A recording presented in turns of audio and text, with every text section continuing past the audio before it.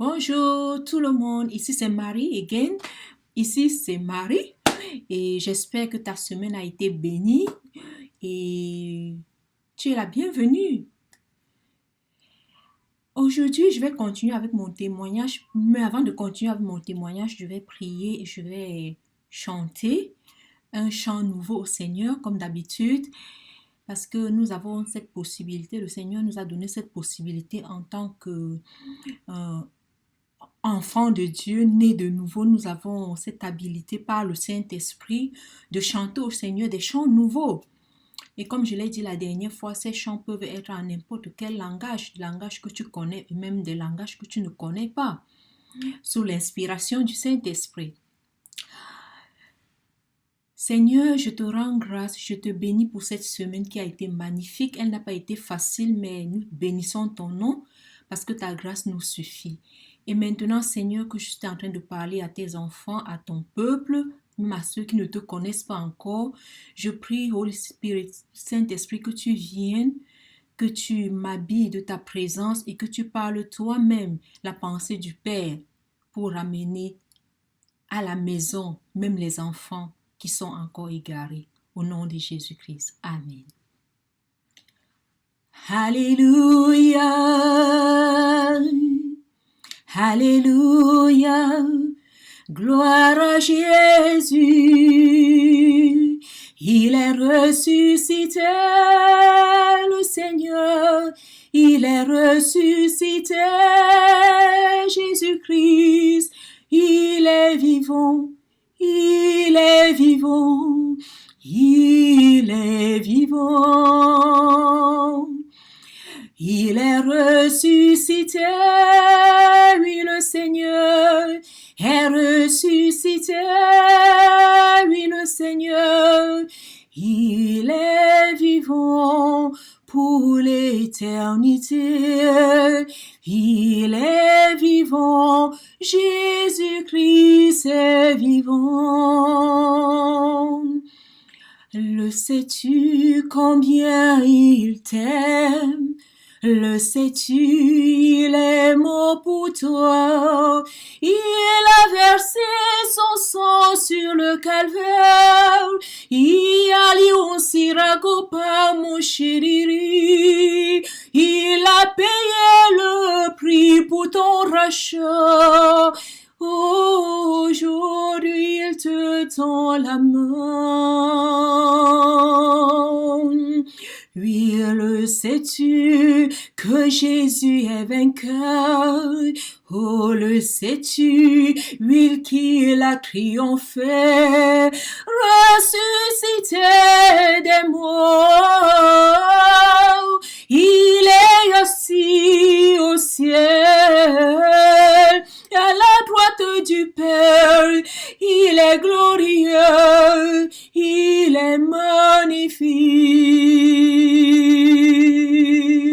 Il est glorieux, oh, il est magnifique. En effet, Jésus est magnifique. Et il est assis à la droite du Père et ses mains sont tendues à toute personne qui a besoin de l'assurance de la vie éternelle. Le Seigneur Jésus a payé le prix. Si tu n'as pas encore donné ta vie au Seigneur Jésus, si tu ne t'es pas encore repenti de tes péchés, mon témoignage aujourd'hui sera un mélange des bienfaits du Seigneur et mettre le point sur la nécessité d'être né de nouveau et comment faire pour être sûr que tu es né de nouveau. Parce que comme sûrement tu le sais, ce n'est pas toute personne qui dit je suis chrétien qui est enfant de Dieu. Jésus lui m'a dit que ce n'est pas tous ceux qui m'appellent Seigneur, Seigneur qui entreront dans le royaume des cieux, mais c'est celui-là seul qui fait la volonté de mon Père qui est dans les cieux. Pourquoi? Parce que si tu n'es pas vraiment né de nouveau, tu ne peux pas voir le royaume des cieux.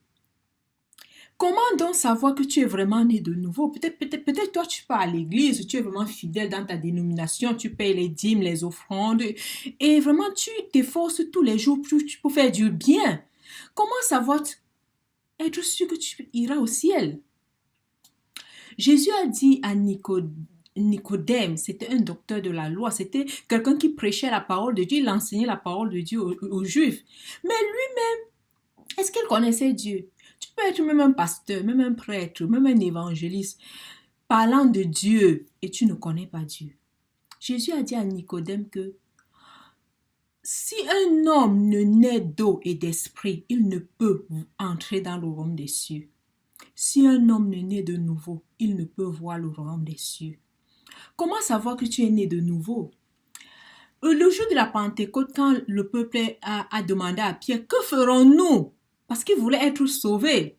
Il voulait s'assurer que le sacrifice que le Seigneur Jésus-Christ a fait sur la croix était valable, devenait une réalité dans leur vie. L'apôtre Pierre leur a dit, repentez-vous et que chacun de vous soit baptisé au nom de Jésus-Christ pour le pardon de vos péchés. Ici, je pense que c'est dans Actes chapitre 2, verset 38. Dans Actes chapitre 3, verset 19, je pense, il a dit, repentez-vous et convertissez-vous pour que vos péchés soient effacés, afin que des temps de rafraîchissement vous viennent de la part du Seigneur. Ça c'est la clé pour naître de nouveau. Pour naître de nouveau, il faut la repentance.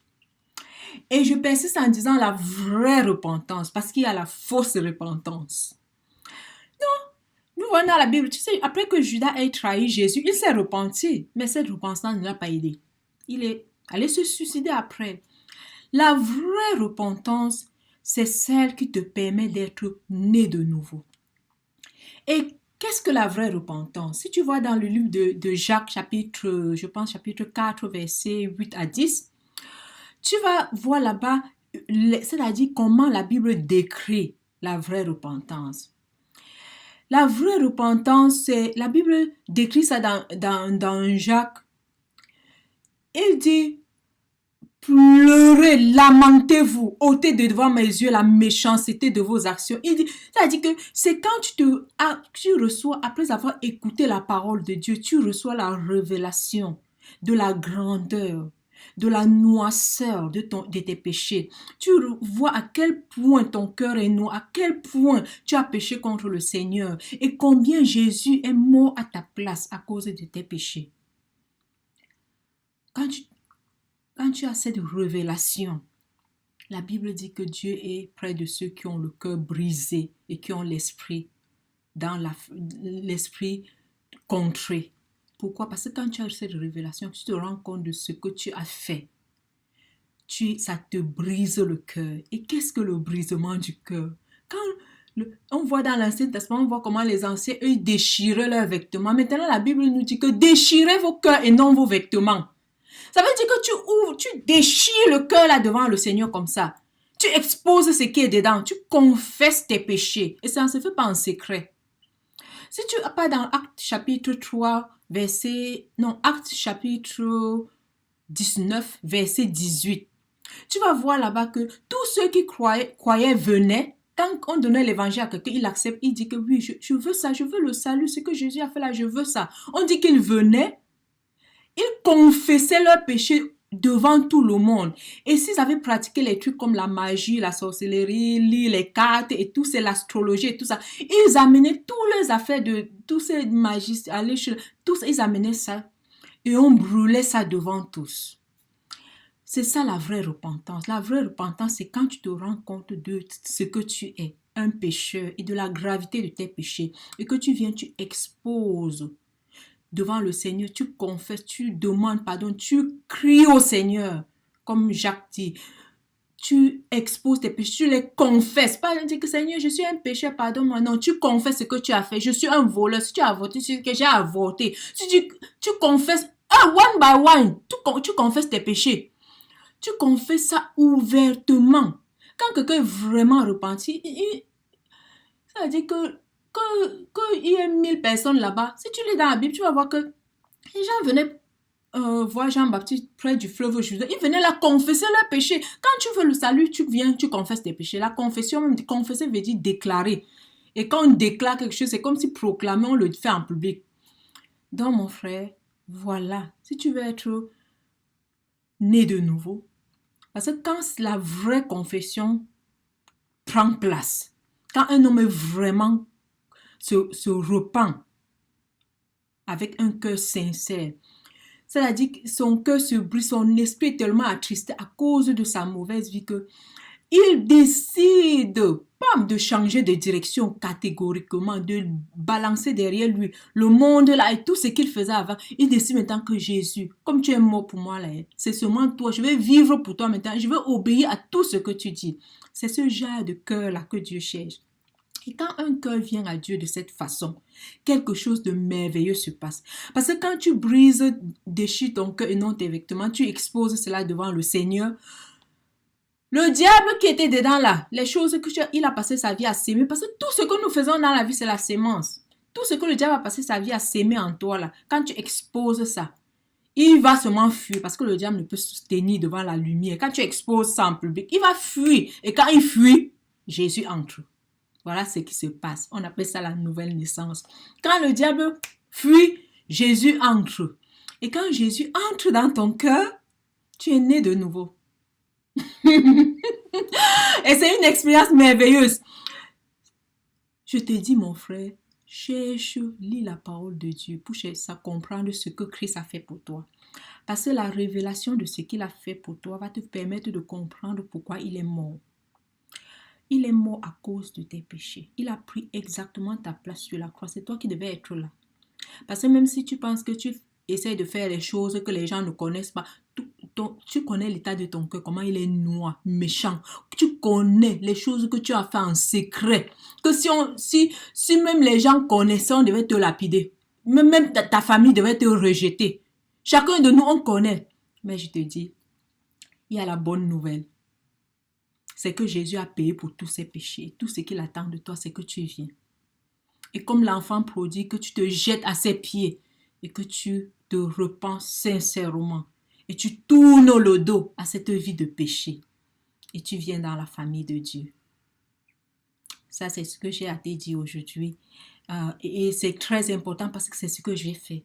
Quand j'ai donné ma vie au Seigneur Jésus-Christ, après le temps, après avoir écouté la parole de Dieu, je me suis repentie, j'ai confessé mes péchés en public, j'ai été baptisée dans l'eau par immersion et après le Seigneur m'a baptisée dans le Saint-Esprit. Parce que la marche chrétienne, c'est une marche et tu dois avancer. Tu écoutes l'évangile. Si tu écoutes l'évangile, tu te rends compte que ouais, c'est ça, je veux la vie éternelle. Je ne veux pas aller en enfer. Tu prends du temps pour chercher à comprendre ce que tu as écouté, ce que Christ a fait pour toi. Et pendant que tu prends le temps pour chercher à comprendre et tu pries, tu dis Seigneur, ouvre mon esprit, que je comprenne. Il va ouvrir ça et tu vas voir cette révélation de ce qu'il a fait pour toi. Et tu vas te repentir, tu vas te jeter à tes pieds et il va te sauver. J'espère que cette vidéo, le contenu de cette vidéo t'a béni. Et merci à tous ceux qui se sont abonnés à mon YouTube channel. Et que Dieu vous bénisse. Seigneur, je te bénis pour tous ceux qui ont écouté à ce message aujourd'hui. Je prie que leur semaine soit bénie et que je prie, Papa, que la révélation de ta parole les éclaire. Holy Spirit, Saint-Esprit, je prie afin que tu révèles Jésus, que tu révèles Christ dans leur vie et que tu les bénisses et les encourages pour ceux qui te connaissent déjà dans leur effort de mieux te plaire et pour ceux qui ne te connaissent pas encore, que tu leur accordes grâce d'entendre la voix du Seigneur et d'y répondre favorablement. Au nom de Jésus-Christ, Amen. Que ta semaine soit bénie.